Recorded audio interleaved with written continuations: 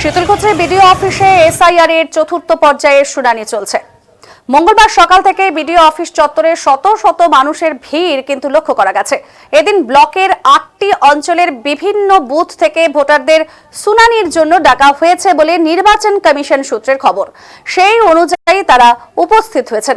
এই শুনানি ঘিরে সাধারণ মানুষের মধ্যে মিশ্র প্রতিক্রিয়া কিন্তু দেখাচ্ছে কিন্তু এসআইআর এর যে চতুর্থ পর্যায়ের শুনানি সেটা শীতলকুচির বিডিও অফিসে হচ্ছে এবং সাধারণ মানুষেরা এসেছেন। কেউ মনে করছেন শুনানির ডাক মানেই অযথা হয়রানি, আবার কেউ বলছেন এর মাধ্যমে ভোটার তালিকা আরো স্বচ্ছ ও পরিপূর্ণ করা হচ্ছে। এই নিয়েই কিন্তু বিডিও অফিসের সামনে নানান আলোচনা তরজা চলতে থাকে। অর্থাৎ এই চতুর্থ পর্যায়ের এই শুনানি ঘিরে কিন্তু লাইন ও মানুষের ভিড় লক্ষ্য করা গেছে। অনেকের মুখে হতাশার ছাপ, আবার অনেকের মনে প্রশ্ন যে ভেতরে গেলে কি হবে। আর এই অনিশ্চয়তা ও ভয় ভীতি স্পষ্টভাবে কিন্তু মানুষের মনে কাজ করেছে। বিশেষ করে চোখে পড়েছে ৫০ থেকে ৮০ বছর বয়সী বহু বয়স্ক মানুষও কিন্তু এই শুনানির জন্য এসেছেন। তাদের মধ্যেই উল্লেখযোগ্য একজন বড় কৈমারি অঞ্চলের রাঙামাটি এলাকার ৭৫ বছর বয়সী এক বৃদ্ধ, যিনি কনকনে শীত উপেক্ষা করেও শুনানিতে হাজির হয়েছেন। ৭৫ বছর বয়সী সেই নৃপেন পাল তিনি জানিয়েছেন ঠান্ডার মধ্যেই তিনি এসআইআর এর হিয়ারিং এর জন্য এসেছেন। দেখাচ্ছি এই মুহূর্তে এসআইআর এর চতুর্থ পর্যায়ের কাজ চলছে শীতলকুচি বিডিও অফিসে।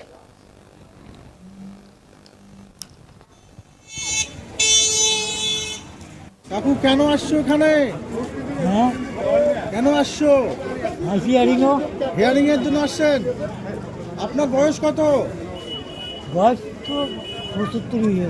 ৭০ পার হয়েছে, তবু ডাকছে আপনাকে। আপনি ঠান্ডায় কাঁপছেন। আপনার সাথে কে কে এসেছে? আচ্ছা, ছেলে আছে। ছেলে আছে। বাড়িটা কোথায়? বাড়ি ইন্ডিয়া আছে, বড় ইন্ডিয়া আছে। কি নাম আপনার? নিপেন পাল। কি নাম? নিপেন পাল। নিপেন পাল। দিদি, বাচ্চা কোলে নিয়ে আপনি আসছেন, কি জন্য আসছেন? যে আজকে হায়ারিং হবে আমাদের, মানে হায়ারিং হবে তাই, তার জন্য আসছেন। কতক্ষণ আসছেন? এই হলো মনে করো ১৫ মিনিট। 15 মিনিট হলেন। বাচ্চা কোলে নিয়ে আসছেন? বাচ্চারা কোথায় রেখে আসবো? বাড়িতে নেওয়ার মতো লোক নাই। মানে এই যে হয়রানি শিকার হচ্ছে কি আপনি? যে বাড়ি কোথায় আপনার? পশ্চিম গোসাইঘাট। পশ্চিম গোসাইঘাট। কি নাম আপনার বৌদি? সরস্বতী রায়। সরস্বতী রায়। আপনার কি ভুল হয়েছে? কি সমস্যাটা হয়েছে? মানে ভুলতে তো আমার না, আমার শাশুড়ি মায়ের। শাশুড়ি বাড়ি কি ভুল? শাশুড়ি মায়ের জন্য এসেছি। উনি কথা ভালো করে বলতে পারেন না, তো সেই জন্য। উনি প্রতিবন্ধী? মানে একদম না, মানে একটু হার্টের প্রবলেম আছে, ভালো করে কথা বলতে পারে না। অনেকগুলো লোক দেখলে একটু ভয় করে। আচ্ছা, সেই জন্য আপনি আসছেন। ঠিক। দিদি, বাচ্চা কোলে নিয়ে আপনি আসছেন।